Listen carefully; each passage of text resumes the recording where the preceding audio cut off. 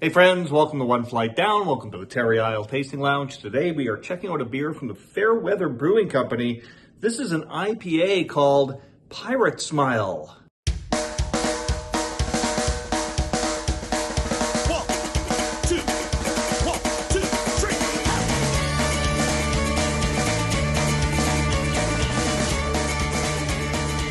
All right, this is a beer that comes to me courtesy of my friend Mitch. He got this one in a monthly subscription that he got.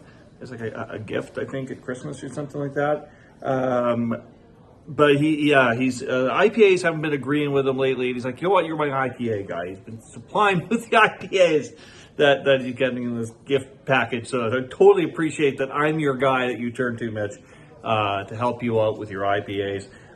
Very excited about this one in particular because it's from Fairweather. Fairweather makes some great beers. I've been to Fairweather. They're in Hamilton, Ontario.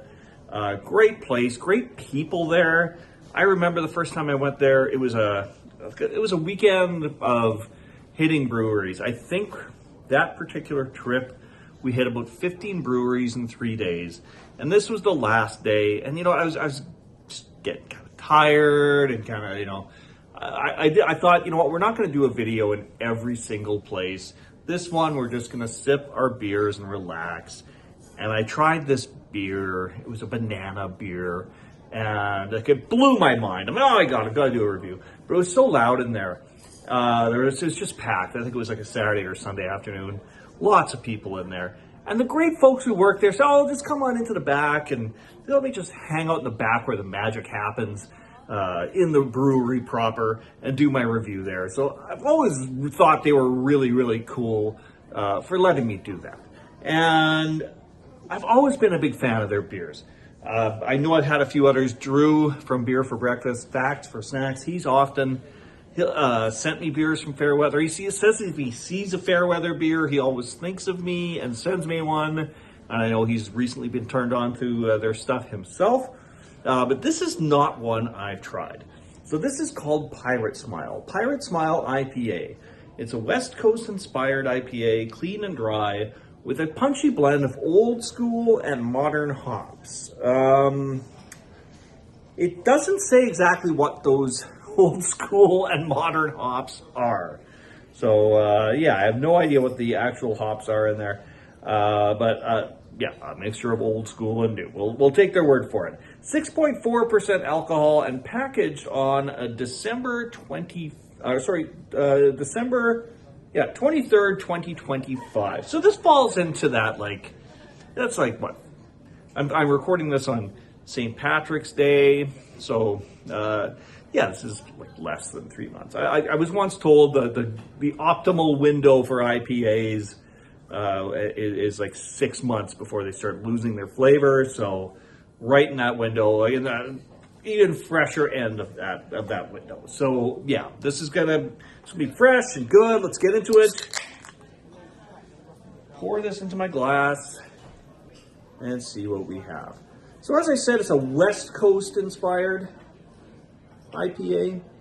So it doesn't have that haziness that you see with the New England IPAs. I wouldn't call it clear, but if you look, you can definitely see a trace of face in there. It's got a nice sort of almost pillowy kind of a head on there. Lots of bubble activity going on the nose. I get a bit of a citrusy note. Something floral about it as well. Nothing too intense. I don't get anything like dank or anything like that. It just smells like a nice sort of citrusy leaning IPA. So let's get into this. Cheers, my friends. Cue up that sipping music, huh?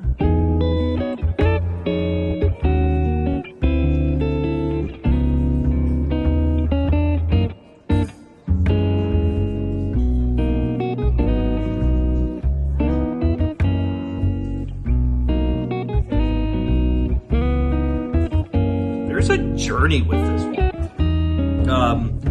The initial sip, very bright Yeah, and the initial sip is just like bright, crisp, almost like lager-like, and then there's like this kind of oily kind of a mouthfeel at the end, and you definitely get like kind of a, like, I don't know what the flavor is. Like, I know I get a bit more of that citrusy stuff up front, that kind of zippiness at the front of the mouth right off the start, and then toward the end, I'm just getting this kind of different flavor in the back end that I just can't quite place.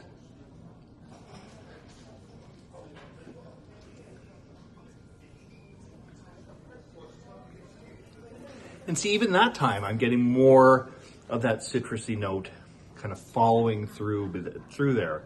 But there's something that kind of really mutes it at the back. And I'm not sure what that last sort of flavor note I'm getting in there, but it's definitely not like, yeah, you get that citrusy stuff up front. And I wouldn't even say like grapefruity or anything like that. More almost lemon-like. And then, yeah, it just kind of settles into this kind of strange taste at the end that I just can't identify.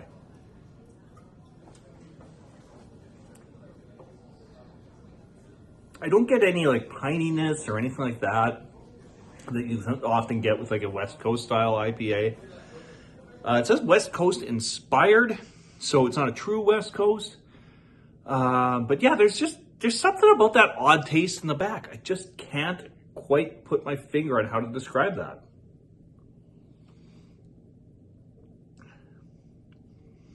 It's definitely like I'm getting more used to it now. It was like those first couple sips, it was just like, it just didn't, it didn't make sense with the first little bit of the beer. And it just, yeah, it was just this journey in my mouth. Now it's settling into something a little nicer.